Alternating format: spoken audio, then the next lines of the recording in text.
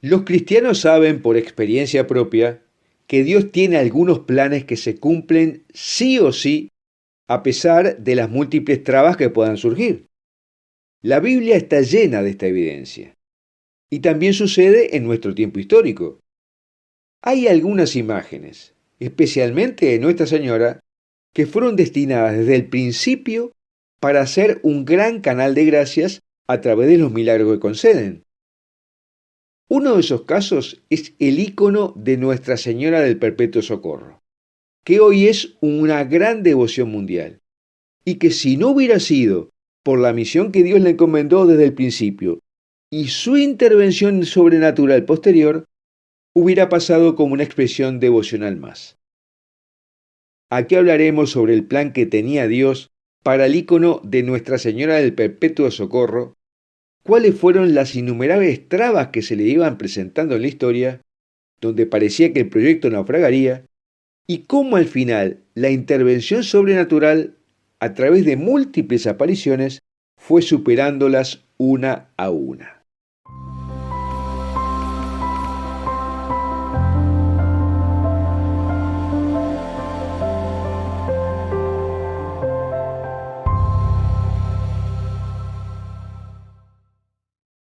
Antes de comenzar te recuerdo que en la descripción de este video encontrarás los links al texto lo que hablamos aquí, a nuestro canal de Telegram que tiene materiales que no pueden circular en las redes sociales principales y a la newsletter de Foro de la Virgen María, donde encontrarás materiales exclusivos y de alta calidad que no encontrarás en otro lado.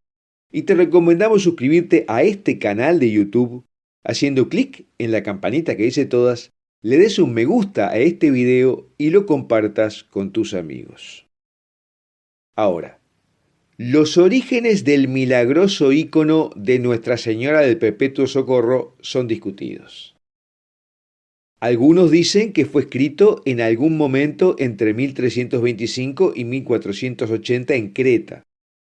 Otros creen que San Lázaro, el iconógrafo, lo escribió en el siglo IX.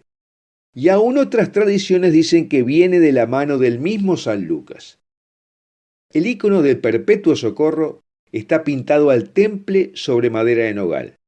Mide 53 centímetros de alto por 41,5 centímetros de ancho.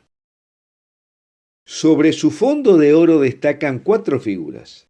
En el centro, la Virgen y el niño en sus brazos. Y en un lejano segundo plano, los 2 arcángeles, Miguel y Rafael, con los instrumentos de la pasión. Según la costumbre oriental, cada personaje está identificado por una inscripción griega en abreviatura. Cada detalle corresponde a una afirmación teológica, desde los gestos, las posiciones de las manos y pies, las distancias, etc. Por eso los cristianos orientales dicen que los íconos no se pintan, sino que se escriben. Pero lo cierto es que más allá de quién fue el autor, el ícono terminó en el monasterio de Keras Kardiotisas en Creta, en 1498. Y de allí fue robado por un comerciante para su colección privada en 1499, o simplemente le fue entregado para que lo protegiera. No se sabe bien. Este mercader estaba resuelto a impedir que el cuadro de la Virgen se destruyera como tantos otros, y decidió llevarlo a Italia. Arregló su negocio y abordó un navío dirigiéndose a Roma. Y en la ruta se desató una violenta tormenta. Todos esperaban lo peor. Y entonces el comerciante tomó el cuadro de Nuestra Señora, lo sostuvo en lo alto, pidió socorro y la Santísima Virgen respondió a su oración con un milagro. El mar se calmó y la embarcación llegó a salvo a Roma. Pero allí Nuestra Señora le instó en sueños a no aferrarse al cuadro y rápidamente se enfermó. Llamó a un amigo muy querido de Roma a su lecho y le rogó que después de su muerte colocaría la pintura de la Virgen en una iglesia digna para ser venerada públicamente. Y luego de la muerte del comerciante, Nuestra Señora se le apareció al amigo en 3 ocasiones, diciéndole que debía poner la pintura en una iglesia. De lo contrario, algo terrible sucedería. Su esposa se le burló y lo convenció a regañadientes de que no lo entregara. Pero por cuarta vez, Nuestra Señora se le volvió a aparecer y le dijo que para que su pintura saliera de esa casa, él tendría que irse primero. Y de repente el hombre se puso gravemente enfermo y en pocos días murió. Sin embargo, aún así, la ahora viuda seguía aferrada a no desprenderse del ícono. Y un día su hijita de 6 años le relató que una hermosa y resplandeciente señora se le había aparecido mientras estaba mirando la pintura. Y le había dicho que le dijera a su madre que Nuestra Señora del Perpetuo Socorro deseaba ser puesta en una iglesia, y que si no, todos los de la casa sufrirían. La mamá de la niña quedó espantada y prometió obedecer a la señora esta vez.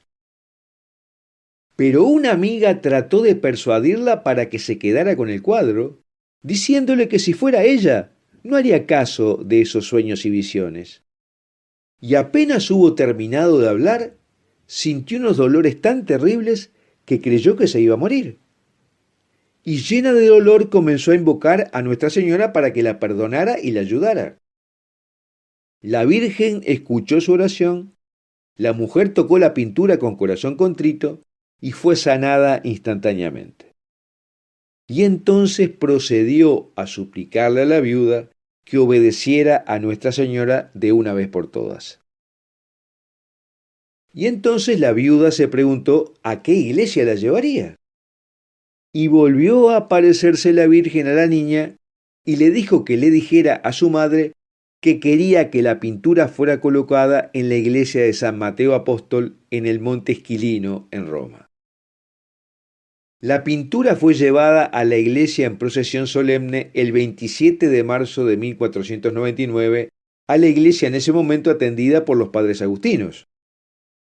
Y en el camino un hombre tocó la pintura, y le fue devuelto el uso de su brazo que tenía paralizado.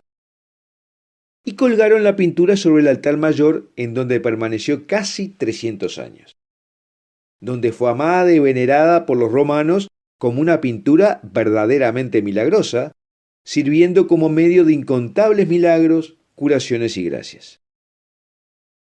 Pero en 1798, Napoleón y su ejército francés tomaron la ciudad de Roma. Destruyó 30 iglesias, entre ellas la de San Mateo.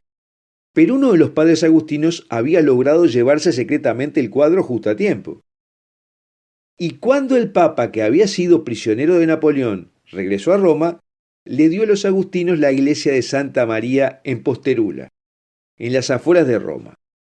Y allí ya había una pintura famosa de Nuestra Señora de la Gracia, por lo que la pintura de Nuestra Señora del Perpetuo Socorro fue puesta en la capilla privada de los padres agustinos. Y permaneció allí 64 años casi olvidada.